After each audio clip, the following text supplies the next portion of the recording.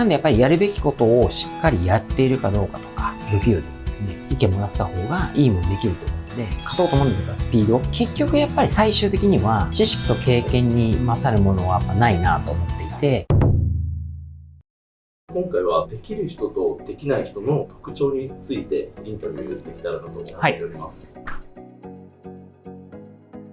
早速なんですけど、できる人とできない人とか、成長する人、成長しない人の特徴を今までのエピソードとか、門実社長の考えるものがあれば教えていただければと思います。はい。まずやっぱできる人っていう定義で言うと、すぐやる人かなと思いますと。結局、理論を持ってたりとか考え、思考もそうですけど、すぐやることに勝ることはあんまりないなと思っていて、例えばあんまり出来が悪くても、すぐやることによってダメ出しをすぐもらえたりとかして、もう一回やり直せるじゃないですか。特徴的に過去を振り返ってみると、すぐやる人っていうのは、基本やっぱできるイコールみたいなのに近いかなとは思います。確かにすぐ行動に移す前に何をやろうかすごい考えて実際行動に移すのが遅くなるっていうよりかはすぐ動かしてで動きながら考えるみたいな人ができるとか成長につながるっていう認識ですかね。そうですね。一つ目はやっぱり行動もそうですし、まずはすぐ取り掛かる。例えば、何かやらなきゃいけないことで1週間後に期限があったとして1週間後期限だからって考えてまだすぐ取り掛かる必要ないかなみたいな思考からじゃあ3日後にやろうと。3日後に始めてみるといろいろ思考が停止しちゃって、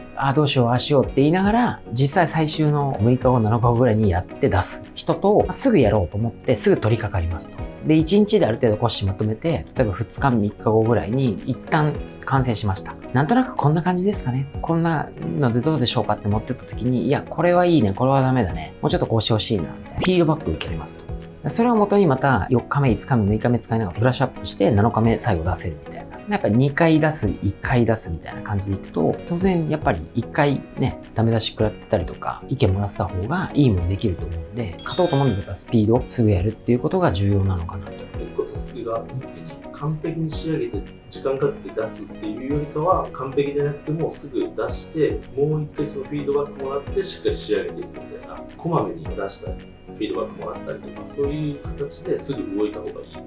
ことですかね。の方がいいと思いますね。はい。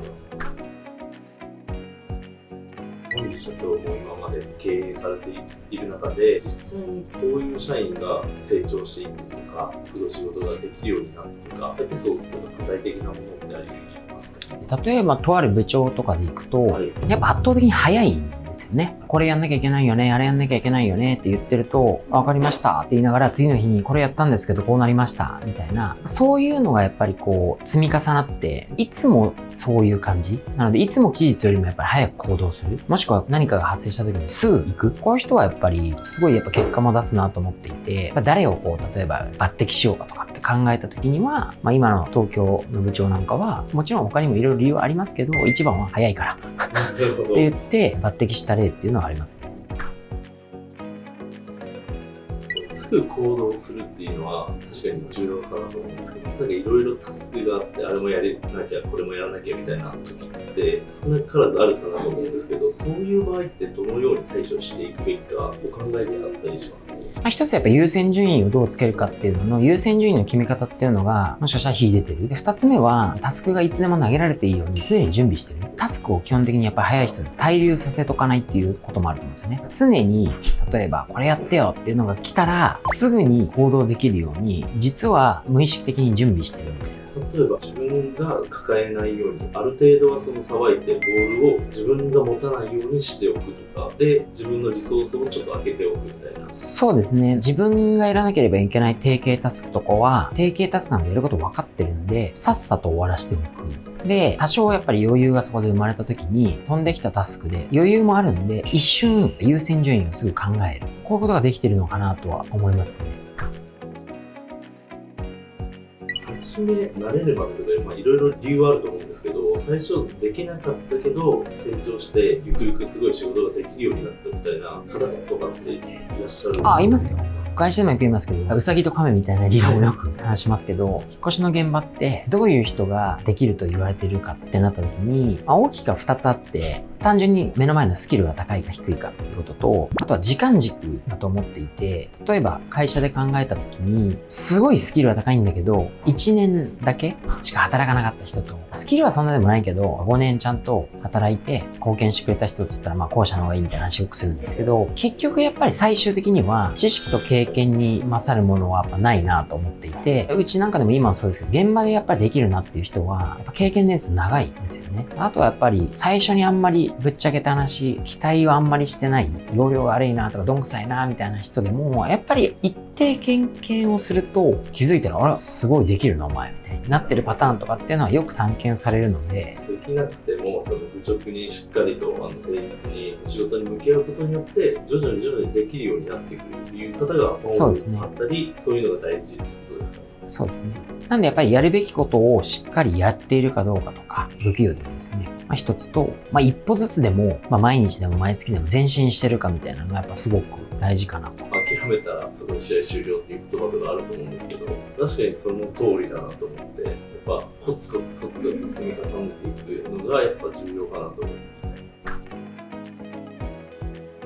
アップル引越しセンターさんの社風とかも僕から見てとかなんですけど、印象深いのが真面目誠実さとか嘘つかないとか、そういうのでスキルとかよりもなんかその人柄を見て採用とかしてるのかなっていう印象を受けてて、そういうなんかアップル引越しセンターさんっていうのがスキルも大事だと思うんですけど、それよりもなんか人柄とか人の性格とかを見てなんか採用されてるのかなと思うんですけど、そのあたりって。そうですね。やっぱり最も大事にしてること、したいことっていうと、やっぱ人間性大事にしたいなと思ってますと。なぜかっていうと、やっぱりスキルは先ほども言ったように、ちゃんと真面目にやってればつけられると思うんですよね。なのでやっぱり長期目線で考えた時には、今目の前スキルが高い人よりも、やっぱ人間性が良くて真面目に頑張っていけそうな人っていう方が長期で見た時には会社としてはいいですし、本人にとってもやっぱりそういう生き方、働き方をしてる人の方がいい人間になるというか、シンプルにでも一緒に働くなら皆さん自分の立場で考えたらどっちがいいですかみたいな話で、目の前のお金を求めるとか目の前の業績だけを求めるんだったら、単純に即戦力にボンと入ってもらって、ちょっと人間性はと思っても、成果出してくれがいいかってなると思うんですけど、ずーっ